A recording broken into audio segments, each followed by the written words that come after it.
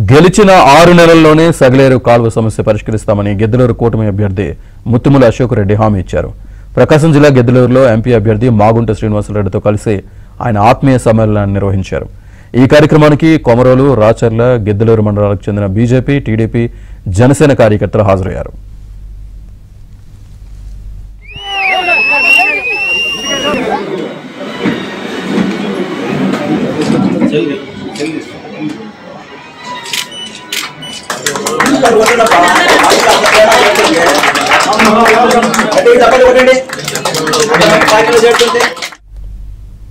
కూటమి అభ్యర్థులు మాగుంట శ్రీనివాసరెడ్డిని, ముత్తుముల అశోక్ రెడ్డిని కార్యకర్తలు ఘనంగా సత్కరించారు. కార్యక్రమానికి ముందు గిద్దలూరు మండలానికి చెందిన 100 కుటుంబాలు టీడీపీలో చేరాయి.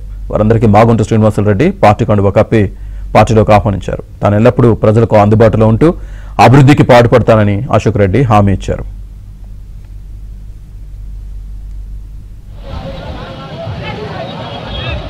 సిద్ధాంతాన్ని సంఘాలను కూడా తీసుకొచ్చినటువంటి ఏకైక వ్యక్తి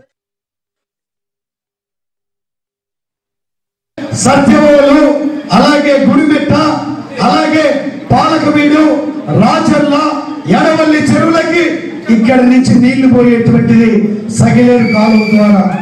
ఆ రోజు 8 కోట్లు నేను నిధులు పెట్టాను. నేను రేపు మన ప్రభుత్వం వచ్చిన తర్వాత ఈ నిధులు వెచ్చించి వాటి చెరువులకు కూడా నీరందేలాగా మనం చర్యలు తీసుకుంటామని రాజర్ల ఈ 5 గ్రామ పంచాయతీల వాళ్ళకి తెలియజేస్తా ఉన్నాం. ఏ గ్రామంలో గతంలో ఉన్నటువంటి పరిస్థితులు ఏంటి, నీటి సమస్య ఏంటి, చెరువుల అభివృద్ధి ఏంటి, అలాగే వ్యక్తుల గురించి ఏమీ తెలియకుండా ఒక డబ్బుని నమ్ముకొని వచ్చారు.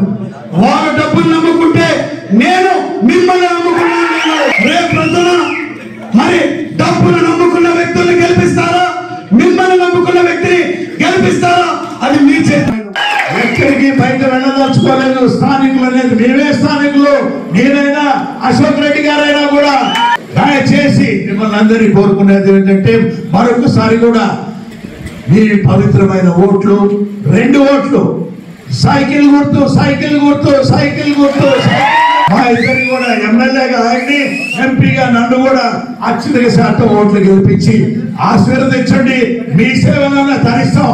మీరు రాబోయే రోజుల్లో ఏ విధమైన అభివృద్ధి చూస్తారనేది మరొకసారి మీకు తెలుపుకుంటూ సెలవు తీసుకుంటాం.